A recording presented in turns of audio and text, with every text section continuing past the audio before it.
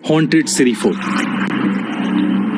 Ashwin ASI यानी archaeological survey of India का एक एम्प्लॉय था। वो लोग अपनी टीम के साथ दिल्ली के सिरी फोर्ट की साइट पर काम कर रहे थे। क्योंकि फोर्ट का एरिया बहुत बड़ा था और रात को वहां चोर और ड्रग एडिक्ट्स कभी कभार आ जाते थे, तो उनकी टीम अक्सर दिन में ही काम किया करती थी।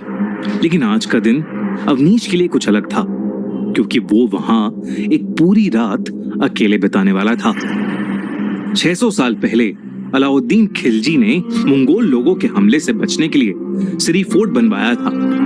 माना जाता है कि खूंखार मुगलों के अटैक्स का जवाब देने के लिए खिलजी ने गुस्से में आकर 8000 मंगोल सिपाहियों के गले काट दिए और उन सभी सिपाहियों के सर काटकर सिरी फोर्ट की दीवारों में चुनवा दिए थे।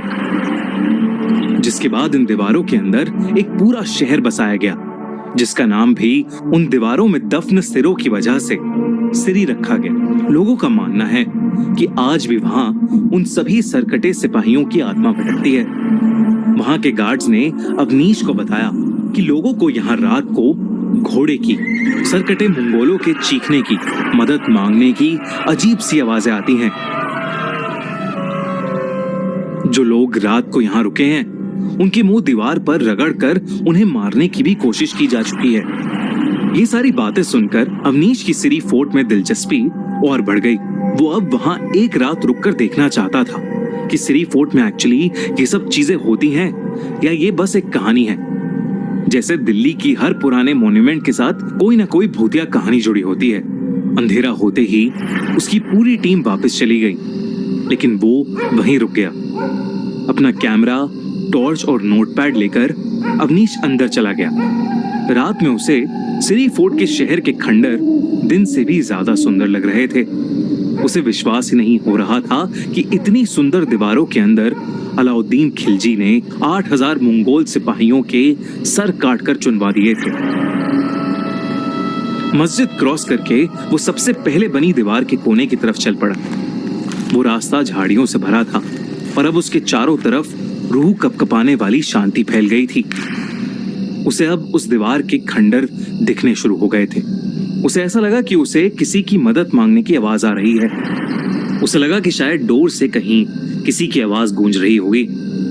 तो अवनीश ने उस पर ज्यादा ध्यान नहीं दिया, लेकिन उसने जैसे ही अपना कैमरा ऑन किया तो उसकी फ्लैश से आगे की दीवारें भी दिखने लगी, जिसमें उसे अचानक से दीवार के अंदर धंसा हुआ एक कटा हुआ सर दिखा। अवनीश घबरा गया। उसने कैमरा हटाकर दीवार की तरफ देखा, लेकिन वहां कोई नहीं था। जब उसने वापस कैमरे में देखने की कोशिश की तो उसका कैमरा अचानक बंद पड़ गया।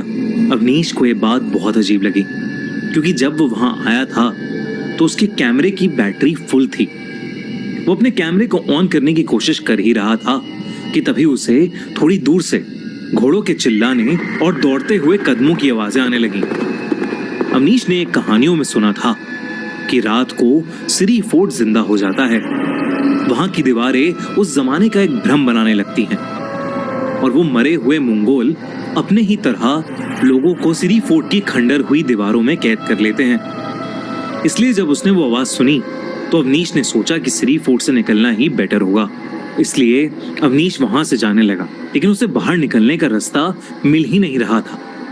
वो जिस भी डायरेक्शन में जाता था वो उसी दीवार के पास घूमकर वापस आ रहा था। उसका फोन भी बंद हो चुका था। अवनीश वहां खड़ा चिल्लाने लगा, लेकिन उसके चिल्लाने के बाद भी कोई उसे सुन नहीं पा रहा था। अवनीश बहुत ज्यादा घबराने लगा। वो आवाजें रुक ही नहीं रही थीं। किसी तरह उसने अपनी सारी जान लगाई और उस दीवार से उल्टी डायरेक्शन में बिना रुके भागने लगा। पर वो जैसे जैसे भाग रहा था, उन्हीं घोड़ों की आवाज और तेज होने लगी और उसके और पास आने लगी। भागते भागते वो फिर उसी दीवार के सामने आ गया। तभी एकदम से उसे दिखा कि उसी दीवार से एक कटा हुआ सर बाहर निकलने की कोशिश कर रहा है। उसके वॉर हेलमेट और चेहरे से साफ था कि वो एक मंगोल सोल्जर का सर था। अवनीश ने देखा कि उसका मुंह धीरे धीरे खुल रहा था, जैसे वो कटा हुआ सर कुछ बोलने की कोशिश कर रहा हो। अवनीश ने डर के मारे अपनी आंखें बंद कर लीं। अपने आप को समझाया कि ये सब उसकी इमेजिनेशन का एक हिस्सा है। लेकिन जब उसने आंखें खोली तो उसका खून सूख गया, क्योंकि अब उसके सामने एक नहीं बल्कि कई कटे हुए सर दीवारों से निकलकर उसको घूर रहे थे और दर्द से चिल्ला रहे थे। अवनीश का दिल अब तेजी से धड़क रहा था। वो पागलों की तरह चिल्लाने की कोशिश कर रहा था, लेकिन उसकी आवाज भी निकलना बंद हो गई थी। अवनीश को ऐसा लग रहा था कि वो सारे सर रोते हुए, दर्द में चिल्लाते हुए उसको अपनी तरफ खींचने लगे हों। अवनीश खुद को संभाल नहीं पा रहा था। उसके हाथ कांपने लगे थे और वो एकदम से उस दीवार की तरफ खिंचता चला गया। उसे ऐसा लग रहा था कि जैसे उन दीवारों में से कई हाथ निकलकर उसको जकड़ रहे हैं और दीवार की ओर खींच रहे हैं। उसने अपना सर दीवारों पर रगड़ना शुरू कर दिया, जैसे वो खुद को उन्हीं दफनाए हुए सरों का हिस्सा बना रहा हो। उसे बहुत ज्यादा दर्द हो रहा था, लेकिन वो खुद को रोक ही नहीं पा रहा था। अचानक से उसे अपनी गर्दन पर बहुत तेज दर्द महसूस हुआ। उसे ऐसा फील हो रहा था कि जैसे कोई उसका सर उसकी बॉडी से अलग कर रहा है। उसके चारों तरफ वो कटे हुए सर उसे ही घूरते हुए और तेज चिल्लाने लगे। अवनीश भी दर्द में चीखता रहा, लेकिन उसकी आवाज सुनने वाला वहां कोई नहीं था। अगली सुबह जब सिरी फोर्ट का एक गार्ड वहां राउंड ले रहा था, तो उसे अवनीश उसी दीवार से अपना सर रगड़ता हुआ मिला।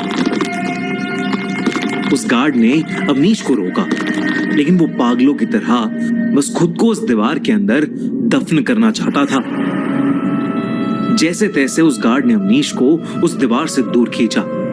अवनीश उस दीवार से दूर जाते ही नीचे गिर गया और एकदम से बेहोश हो गया। कुछ देर बाद अवनीश की आंखें हॉस्पिटल में खुली। उसने सबको अपने साथ हुई घटना के बारे में बताया। सब लोग अवनीश का एक्सपीरियंस सुनकर शॉक थे। उस दिन के बाद से अवनीश ने कभी वापस मुड़कर सिरी फोर्ट को नहीं देखा। सिरी फोर्ट के वो खंडर अभी भी वहीं है। आसपास के इलाकों में जिंदगी दिन रात चलती रहती है, लेकिन सिरी फोर्ट की दीवारों में वो मंगोल सिपाही आज भी वहां आपको अपने ही जैसे उन दीवारों में दफनाने का इंतजार कर रहे हैं।